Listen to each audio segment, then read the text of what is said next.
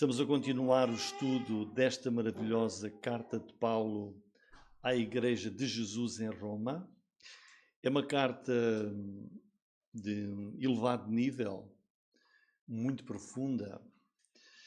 E como já disse, houve alguém que escreveu que se perdesse toda a Bíblia e se ficássemos apenas com este livro de Romanos, seria suficiente para conhecermos a Deus, o Evangelho e a salvação. Por isso, este é um estudo bíblico desta carta de Paulo que às vezes pede de nós maior concentração para nós podermos entender. Nunca vamos conseguir abranger tudo aquilo que Paulo aqui quer trazer, porque é tão profunda esta carta. Irmãos, nós terminámos o capítulo 4, onde Paulo trouxe o exemplo de Abraão como sendo um exemplo de fé que leva à salvação. Ele apresentou Abraão como esse grande exemplo de que a salvação não é por obras, não é por cumprir qualquer ritual, como a circuncisão. A salvação não é sequer por obedecer aos mandamentos de Deus, mas é pela fé em Jesus Cristo. Ninguém é salvo pelas suas obras. Infelizmente, muitíssimos acham que as suas obras é que lhes garantem a salvação. Mas, ao contrário disso, a Bíblia ensina sempre, desde o princípio, e Abraão é esse exemplo que Paulo dá, que o homem é considerado justo diante de Deus, o homem é salvo pela fé. E esta salvação, quando alguém põe a sua fé em Jesus Cristo, recebe de Deus a salvação e essa salvação não se perde. Não se perde. E agora, capítulo 5, Paulo agora tem o propósito de nos garantir, vai agora aqui dar-nos a certeza da salvação para todo aquele que verdadeiramente crê em Jesus. E Paulo vai nos dar aqui 6 grandes verdades, vai nos mostrar aqui, através de 6 verdades, como se fossem, imagina, os irmãos estão a ver aquelas correntes, que têm aqueles elos, não é? Que engancham uns nos outros e não parte, não é? Então, é como se Paulo estivesse a dizer, a dar-nos aqui 6 elos dessa corrente forte que é a certeza da salvação, que nós iremos ver aqui nos primeiros 11 versículos. Essa corrente que liga o verdadeiro crente eternamente ao Salvador Jesus. Ou seja, se verdadeiramente uma pessoa já creu em Jesus, essa pessoa pertence a Jesus, pertence ao Senhor para sempre. Satanás vai atacar o crente, vai lançar dúvidas, vai fazê-lo duvidar da sua salvação, da sua redenção, mas Deus segura-nos fortemente na sua mão. Qual é a primeira verdade? A primeira verdade, a primeira certeza da salvação. Versículo 1. Tendo sido, pois, justificados pela fé, temos paz com Deus por nosso Senhor Jesus Cristo. Então, este aqui é o primeiro elo dessa corrente, é a primeira verdade que nos dá a certeza de que pertencemos a Deus para sempre. E a base é o que está antes, o início daquilo que Paulo está aqui a dizer no capítulo 5, é a continuação do que ele disse no capítulo 4. Que nós terminámos na semana passada. Tanto que começa aí, tendo sido, pois. Ou seja, ele vem com aquela linha de pensamento e diz, olha, uma vez, então, que Deus nos declarou justos pela fé em Jesus Cristo, estão a ver? Então, somos justificados pela fé, diz ele aí, temos paz com Deus por nosso Senhor Jesus Cristo. Quando uma pessoa é declarada justa por Deus, Deus declara a pessoa justa, porque ela pôs a sua fé em Jesus, o que é que Paulo diz que essa pessoa passa a ter? Paz com Deus. Paz com Deus. Então há aqui uma reconciliação com Deus, que é por meio da fé. Diz, justificados pela fé no seu Filho, que é Jesus Cristo. Portanto, é a fé, apenas isto, a fé em Jesus, que nos faz entrar na salvação. E crendo em Jesus, nós herdamos uma infinidade de bênçãos para toda a eternidade. Bom, irmãos, não sei se os irmãos já pararam para pensar o que é que significa paz com Deus. O que é isto de paz com Deus? É até um versículo que muitas pessoas usam, não é? E põem, temos paz com Deus. Irmãos, o que é isto? Pensemos. Quando fomos justificados pela fé, está aí Paulo a dizer, temos paz com Deus. Irmãos, Paulo não está aqui a falar de sentimentos. Eu agora tenho aquele sentimento de ter paz com Deus. Não, Paulo está aqui a falar de um relacionamento. Os irmãos já estiveram chateados com alguém, assim em guerra, e depois as coisas resolvem-se? É isso que ele está aqui a falar. Paz com Deus. Irmãos, o que é que nós tínhamos então antes de termos paz com Deus? O que é que nós tínhamos? Guerra. Estávamos em guerra com Deus.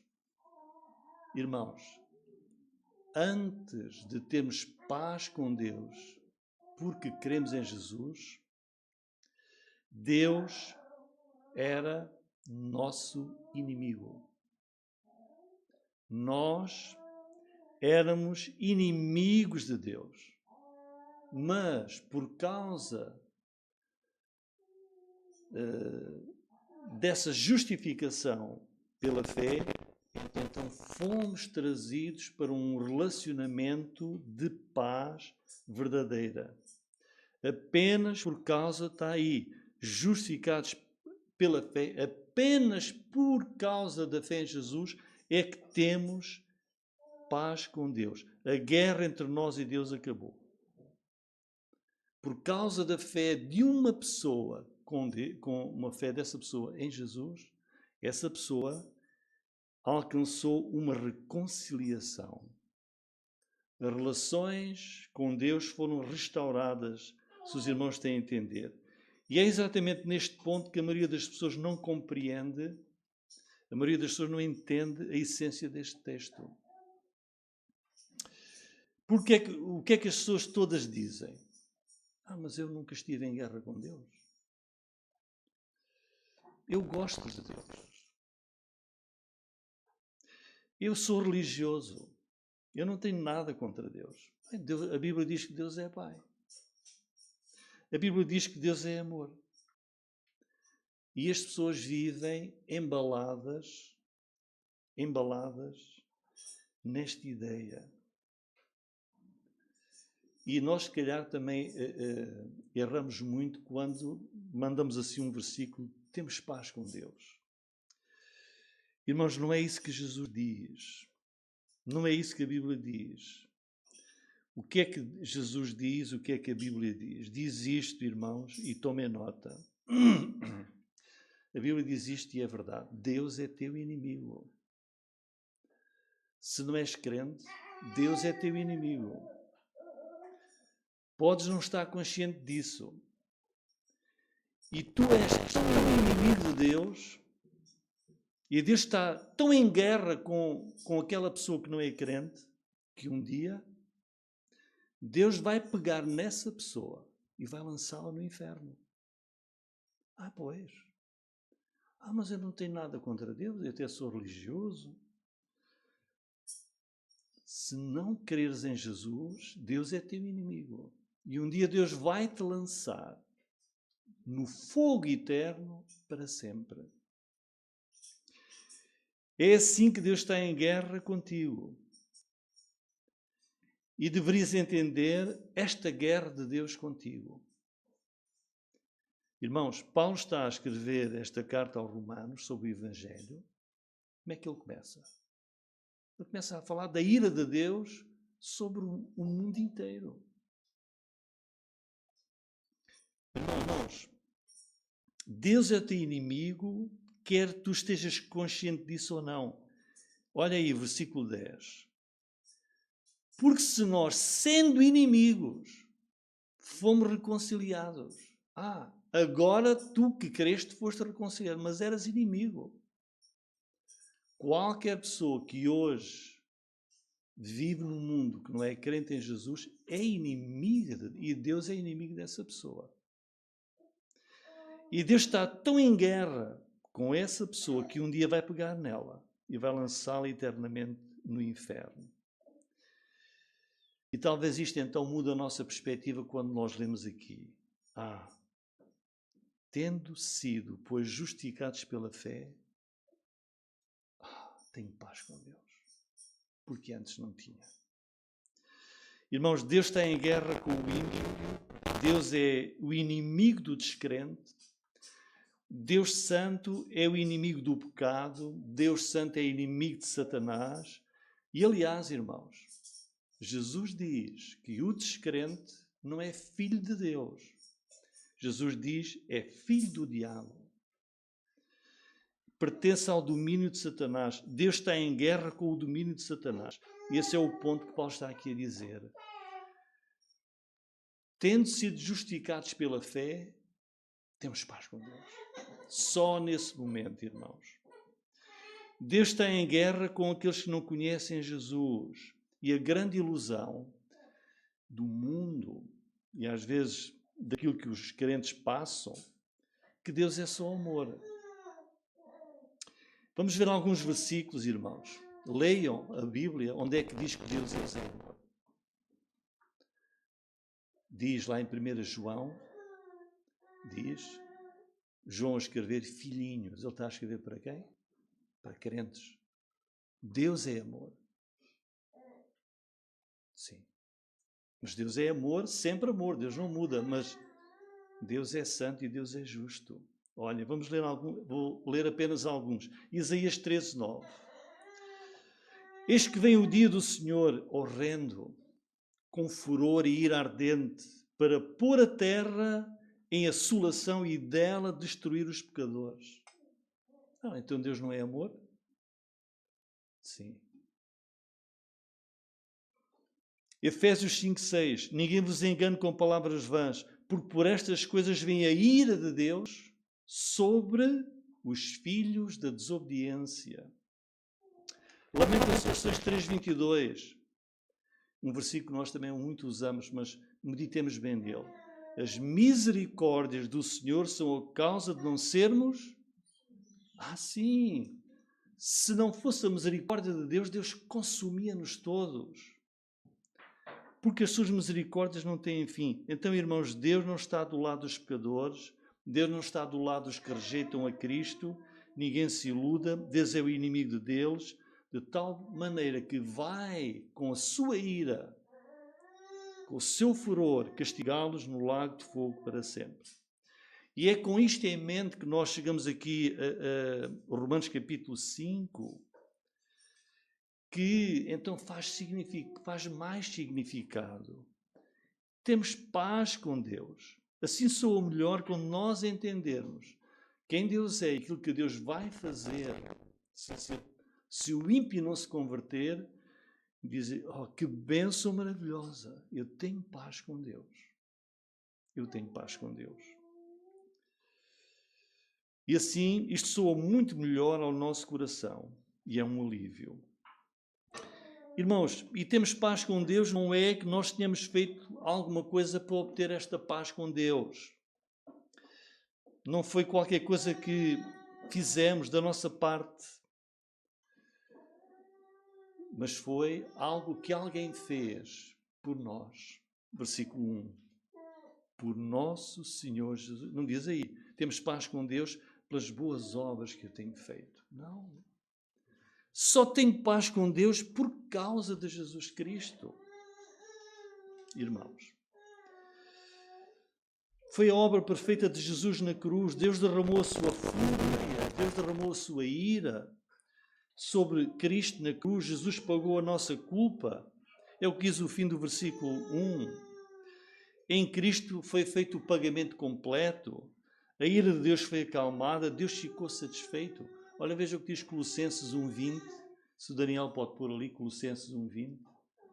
Que diz: e que havendo por ele, Deus, havendo por ele ou por Jesus, feita paz, olha, Deus fez a paz por Jesus, pelo sangue.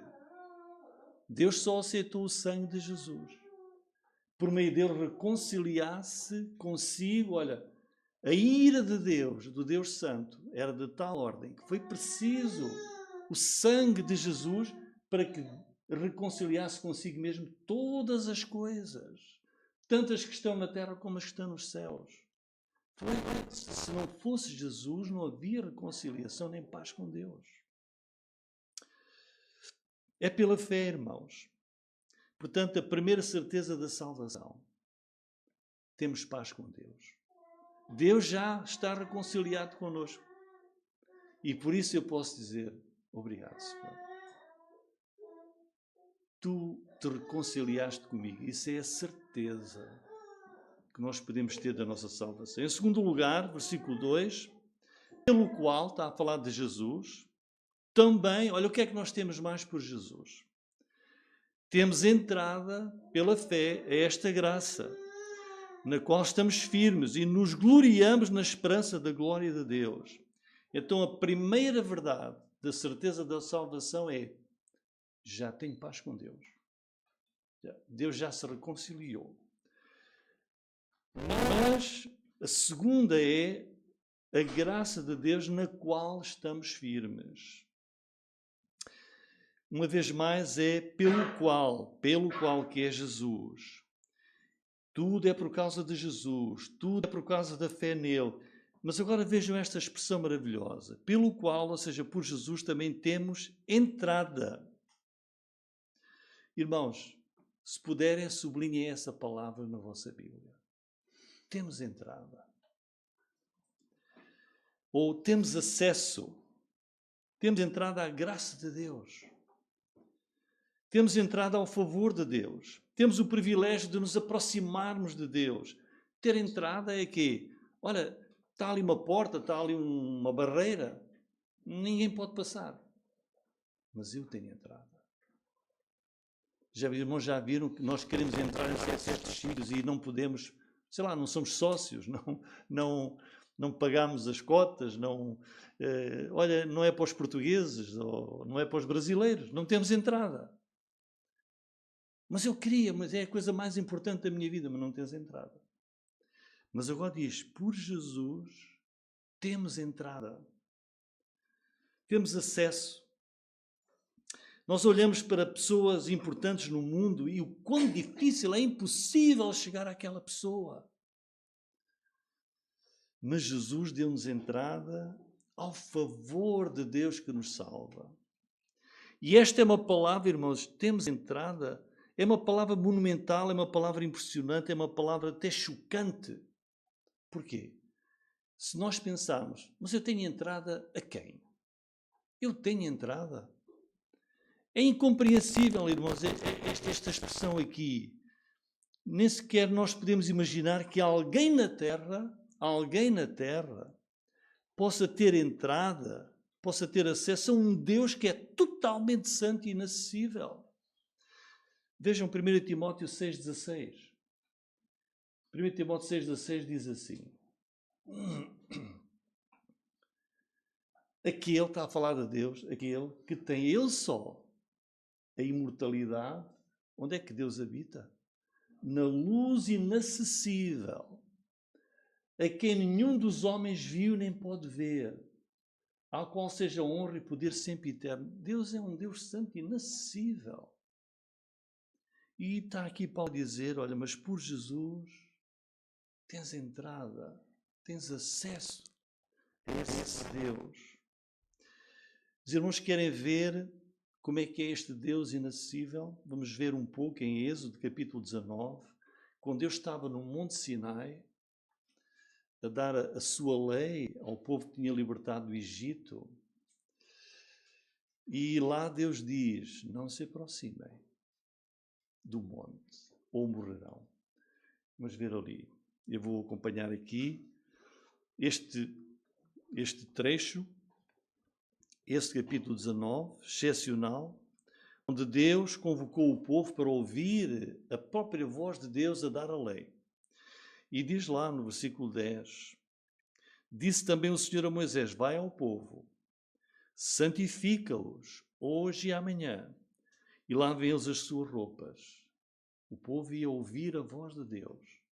E Deus disse antes, santifica o povo. Estejam prontos para o terceiro dia, porquanto no terceiro dia o Senhor descerá diante dos olhos de todo o povo sobre o monte Sinai. Marcarás limites ao povo em redor, dizendo, guardai-vos, não subais ao monte, nem toqueis o seu termo, todo aquele que tocar o monte certamente morrerá. Nenhuma mão tocará nele. Uma montanha, irmãos. Porque certamente será apedrejado ou assitiado, quer seja animal, quer seja homem, não viverá. Soando a trombeta longamente, então subirão ao monte. Então Moisés desceu do monte ao povo, santificou o povo a lavarem as suas roupas, e disse ao povo, estai prontos ao terceiro dia, não vos chegueis a mulher. E aconteceu que ao terceiro dia, ao amanhecer, houve trovões e relâmpagos sobre o monte, e uma espécie de nuvem, um sonido de trombeta muito forte, de maneira que estremeceu todo o povo que estava no arraial.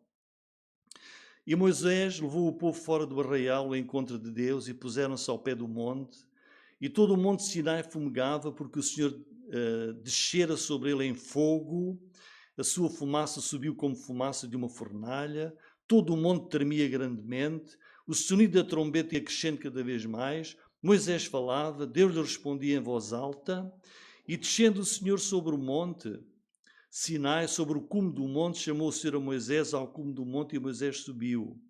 E disse o Senhor a Moisés, desce, adverte ao povo que não trespasse o termo para ver o Senhor, para que muitos deles não pereçam. E também os sacerdotes que se chegam ao Senhor se hão de santificar, para que o Senhor não se lance sobre eles. Então disse Moisés ao Senhor, o povo não poderá subir ao monte Sinai. Tu nos tens advertido, dizendo, marca termo ao redor do monte e santifica-o. E disse-lhe o Senhor, vai, desce, depois subirás tu e Arão contigo. Os sacerdotes, porém, e o povo não trespassem o termo para subir ao Senhor, para que não se lance sobre eles. Aqui temos uma descrição em que Deus diz, marca ali um termo, não se aproximem de Deus ou morrerão. Irmãos, a santidade de Deus é absoluta, o pecador não tem entrada, não tem acesso. Não é possível chegar a Deus a não ser por Jesus. Mas diz aqui, mas por Jesus, por causa da nossa fé nele, temos então entrada a este Deus inacessível, santo. Tens acesso, temos entrada a esta graça, na qual estamos firmes e nos gloriamos na esperança da glória de Deus. E não somente isto, continuando lá agora em Romanos 5, não somente isto, mas também nos gloriamos nas tribulações, sabendo que a tribulação produz a paciência a experiência a esperança. Então a terceira certeza da salvação é a esperança da glória de Deus, como está aí. No fim do versículo 2, nos gloriamos na esperança da glória de Deus. Deus prometeu-nos a glória eterna. E Deus vai cumprir. Nós entraremos nessa glória celestial, viveremos para sempre com o nosso Deus. Romanos capítulo 8, versículo 30 diz, aos que justificou, a estes também glorificou. Ou vejam 1 Tessalonicenses 2,12. 1 Tessalonicenses 2,12. Para que vos conduzisseis dignamente para com Deus, que vos chama para o seu reino e glória. É uma certeza da salvação. Ou também João 17, 22. João 17, 22. Eu dei-lhes a glória. Jesus deu-nos a glória, que a mim me deste, para que sejam um como nós somos um. Portanto, irmãos, vejam depois aqui a progressão no versículos 3 e 4, em que o crente cuja salvação é certa, uma salvação que não vai perder, não apenas se alegra nessa glória futura, vejam, não somente isto, também nos gloriamos enquanto vivemos cá, passamos por momentos difíceis, de tribulação, mas também nos gloriamos nas tribulações atuais. Porquê? Porque há aqui uma progressão clara. A tribulação vai produzir em nós paciência. E a paciência, a experiência, e a experiência, a esperança. Portanto, as experiências muitas vezes dolorosas pelas quais passamos no caminho da fé, tudo isso vai fortalecer, vai aperfeiçoar o nosso caráter cristão, o nosso caráter espiritual e melhor o crente suporta a vida até que o Senhor nos leve para a glória.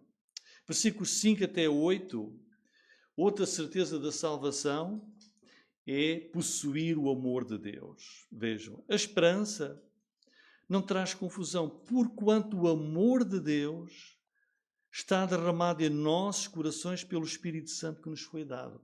O amor de Deus está derramado nos corações dos crentes. Sim. Dos crentes. Porque Cristo, estando nós ainda fracos, morreu a seu tempo pelos ímpios. Porque apenas alguém morrerá por um justo, pois poderá ser que pelo bom alguém ouse morrer, mas Deus prova o seu amor para conosco em que Cristo morreu por nós, sendo nós ainda pecadores. Então o versículo 5 conclui aí que a esperança não traz confusão.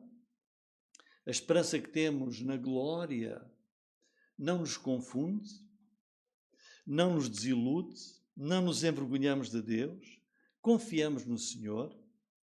As provações aumentam essa esperança que temos da glória e por isso, porque temos paz com Deus, porque permanecemos e temos entrada a essa glória pela fé no Senhor Jesus Cristo, nós não nos envergonhamos. Não nos envergonhamos desta esperança que está no nosso coração. E não temos sequer vergonha de dizer a qualquer pessoa que Jesus é a nossa esperança enquanto estamos aqui na terra. Não temos vergonha de dizer um dia estarei na glória com Jesus Cristo. Um dia vou irradiar na glória eterna com Ele. Este é o meu destino, é para lá que eu vou, não tenho vergonha, tenho esperança em Deus. Essa é a esperança que eu tenho no Senhor Jesus Cristo, que nunca, como diz aí, nunca nos decepciona, nunca nos desilude. Hebreus 10, 23 diz, fiel é o que prometeu. Fiel é o que prometeu. O Salmo 36, 5 diz, a tua fidelidade, a fidelidade de Deus, que nos dá estas promessas, chega até às mais excelsas nuvens. E vejam aí o versículo 5, diz aí que Deus iniciou este relacionamento de amor conosco que vai durar a eternidade. Porque diz que Ele derramou, olhem, é uma imagem tão linda. Diz, versículo 5, o amor de Deus está derramado. Ele derramou esse amor nos nossos corações, como pelo Espírito Santo. É essa dádiva que Deus dá ao crente. Derrama em nós o seu amor e dá-nos a garantia que é o Espírito Santo que vive no crente, transforma e é o penhor, é a garantia da eternidade. Mas vejam que não fala aqui do nosso amor por Deus. Está a falar do amor de Deus por nós. É o que diz aqui os versículos 6 até 8. É o amor de Deus por nós. Jesus morreu por nós. E como prova desse amor de Deus, Ele derramou esse amor no nosso coração e deu-nos o Espírito Santo. Veja o que é que diz Romanos capítulo 8, versículo 35. Romanos 8, 35. Se isso vai aparecer ali. Romanos 8:35. Ali. Quem nos separará do amor de Cristo? Como é que eu posso deixar de ter certeza da salvação? A tribulação? Ou a angústia? Ou a perseguição? Ou a fome? Ou a nudez? Ou o perigo? Ou a espada? E o 36? Ok, vou ler então. Mas os irmãos conhecem. Como está escrito, por amor de ti somos entregues à morte todo dia, somos reputados como ovelhas por um matadouro. Mas em todas estas coisas somos mais do que vencedores por aquele que nos amou. Porque estou certo de que nem a morte, nem a vida, nem os anjos, nem os principados, nem as potestades, nem o presente, nem o porvir, nem a altura, nem a profundidade, nem alguma outra criatura nos poderá separar do amor de Deus que está em Cristo Jesus, nosso Senhor. Portanto, certeza da salvação é o crente possui o amor de Deus. Deus ama-nos. Somos seus filhos. Ele nunca vai deixar de amar aquele que é seu filho. Versículo 9 e 10, a certeza da libertação. Diz, logo, muito mais agora, tendo sido justificados pelo seu sangue, seremos por ele salvos da ira. Porque se nós, vejam, é aquilo que dissemos no princípio, sendo inimigos, fomos reconciliados com Deus pela morte do seu Filho, muito mais.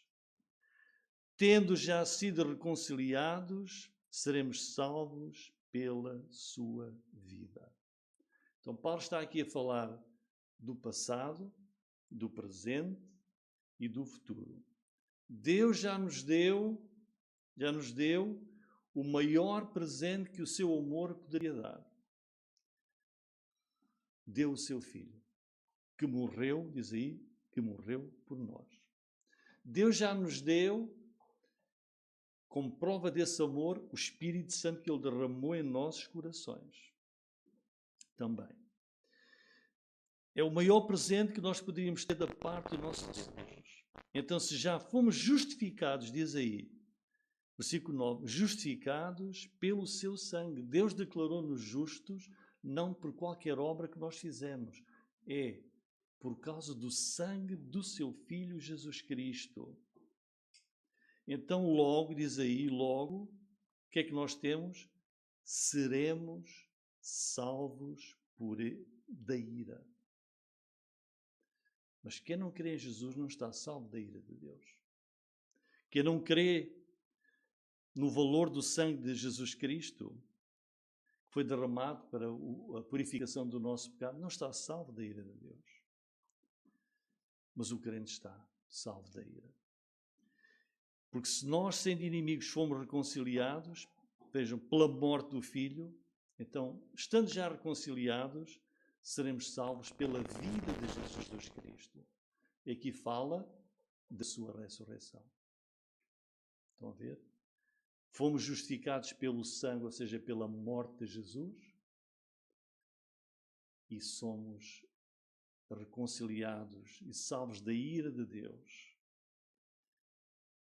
pela ressurreição de Jesus Cristo. E, em sexto lugar, versículo 11, glória e alegria em Deus. E não somente isto, mas também nos gloriamos em Deus por nosso Senhor Jesus Cristo, pelo qual agora alcançamos a reconciliação. Quando diz aí, não somente isto,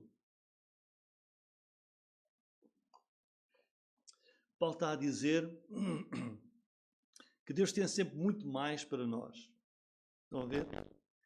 Ele já disse aí no versículo 9, logo muito mais agora. Ou seja, o crente, Deus tem tanto para nos dar. Ele está sempre a dizer, olha, se já tens fé em Jesus, tens isto. Mas ainda tens muito mais. Não é? Muito mais. E chega ao versículo 11 e diz, olha, e se tudo aquilo que ele já disse até aqui, ainda achas que é pouco? Diz, olha, não somente isto então, ainda há mais. Também nos alegramos, nos gloriamos em Deus, uma vez mais, por nosso Senhor Jesus Cristo. É a glória e a alegria em Deus. Nos gloriamos em Deus. É a terceira vez que Paulo diz aqui que nós nos gloriamos em Deus. Que nós nos regozijamos abundantemente em Deus. Ficamos e devemos ficar porque somos filhos dele, estamos salvos da ira, estamos reconciliados. Nós devemos ficar entusiasmadíssimos, rejubilantes, com tudo o que nós recebemos de Deus. É o que está aqui a dizer. Com toda a certeza da salvação. Quando nós pensamos em tudo o que Deus nos dá, diz, eu só me posso gloriar em Deus, só posso agradecer, dizer, obrigado, obrigado, Senhor. Em conclusão, vejam, irmãos, que Paulo aqui está a dizer-nos assim, olha, tens tantas bênçãos, vais herdar tanto, mas não é nada por causa de ti. Não é nada que tu sejas ou que tu fizeste.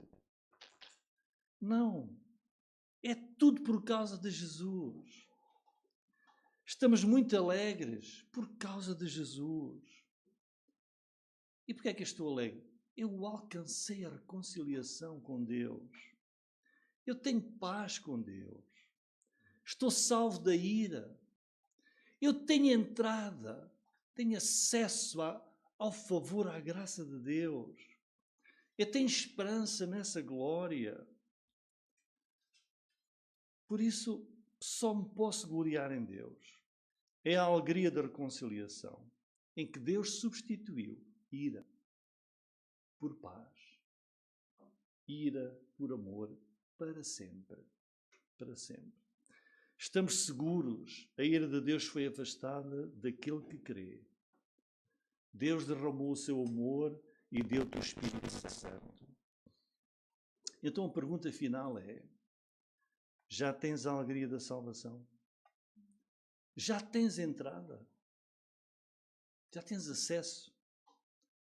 Olha lá no monte, Deus libertou um povo do Egito, levou ao monte Sinai para lhe dar a lei e disse, não toquem no monte. Ninguém se aproxime. Porque Deus é um Deus santo. Então como é que eu tenho acesso? Por Jesus tens acesso. Vais estar na glória com Ele. Vais ver a sua face. Deus vai dar-te um novo corpo. Vais ressuscitar para a eternidade. Já creste em Jesus? Já aceitaste a sua obra na cruz para o perdão e a salvação? Faz isso hoje mesmo, para que possas alcançar a justificação e ter paz com Deus. Unicamente por causa de Jesus. Amém. Amém.